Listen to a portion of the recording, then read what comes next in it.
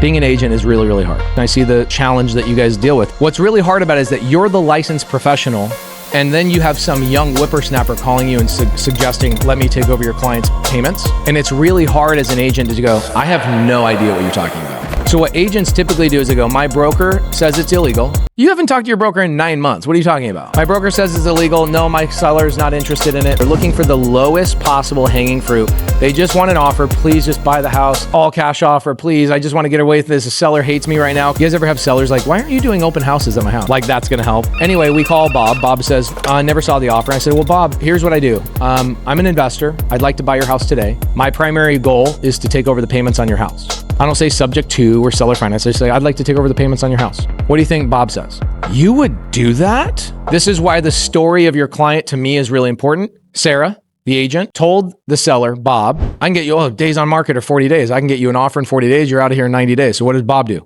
He moves out. The story is more important than anything to me. This is where agents just miss out on these opportunities. Bob fell in love with a girl from work. What do men do when they fall in love with a girl? They do everything in their freaking power to sleep there every single night, right?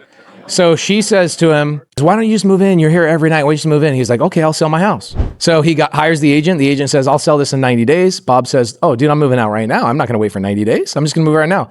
6 months later, guess what? He's still making a payment on the house. So when I call and I say, hey, I'd like to take over the payments, his answer is, you would do that? So how much do I have to pay you to take over the payments?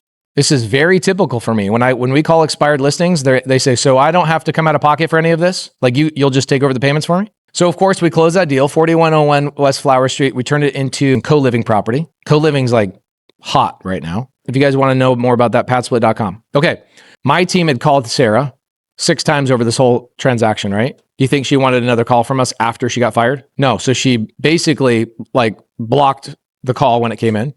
So I personally sent her a text message, a cashier's check of $2,500. And I said, hey, Sarah, this check is for you. Didn't say my name, didn't say anything. She calls me and she's like, who are you? I go, hey, my name's Pace, and my team tried to buy the house 4101 West Flower Street through you. We called you, She's like, okay. I said, I just want to let you know that I appreciate the work you put into that house. And although it didn't work out between us, I want to let you know the money I'm making, the first $2,500, I put in escrow and I will release it on the next deal you and I do together. How many deals have I done with Sarah now in the last 12 months? 21. So I didn't bring anything up to her about the wedge method at all. I just told her, hey, here's what I want you to do. I want you to go to expired listings. I want you to call these expired listings and say, I have a buyer today that will buy your house today. How much more power do you have when you're an agent saying, I have a buyer that will buy your house today, either on seller finance at the price you're asking or take over your payments? Do you have power right out of the gate? Okay, so do you stand out against the other 40 or 50 agents that are also calling those expired listings? This is why Aaron wants you guys to add this little tool to your tool belt. You have more power. So what I did with Sarah is I said, hey, Sarah, this is now second house, third house, fourth house. She's getting paid a commission. She's excited because commissions are cool. I then told Sarah, I said, hey, Sarah, can I tell you what I really want? She says, what? And I said, I want your loyalty. I want to partner with you for a long-term relationship. Here's what I want to do. The next house that we do together, I'm going to give you a choice. Do you want your commission? Or do you want 5% ownership in the property? And what I'll do is then the next house we do together, I'll bump it to 10. And on the next house we do together, I'll bump it to 15. And on the fourth house we do together, I'll bump it to 20.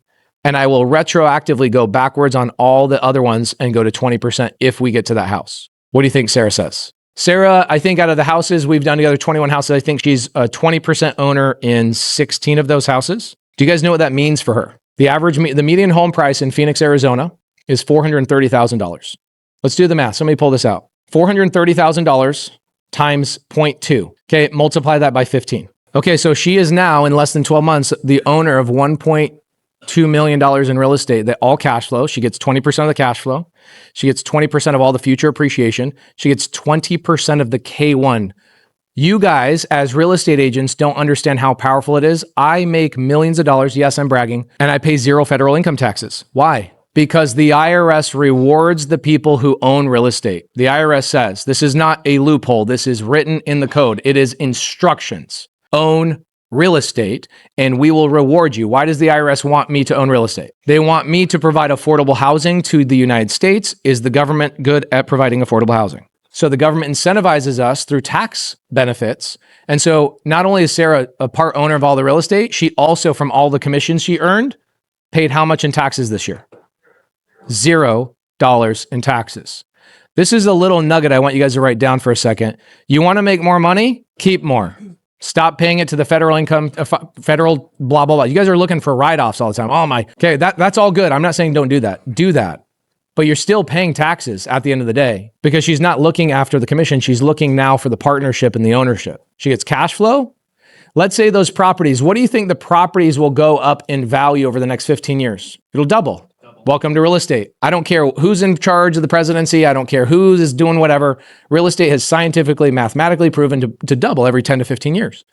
So in 15 years, Sarah will own she will have a net worth of $2.5 million just from the properties we did in 12 months. What happens if we do another and another and another and another? Where is she in 15 years? She's probably got a net worth of $10 to $12 million as an agent who didn't want to pick up my phone call. Very specific environments require very specific strategies. We have a decision that we have to make with regards to pivoting and changing.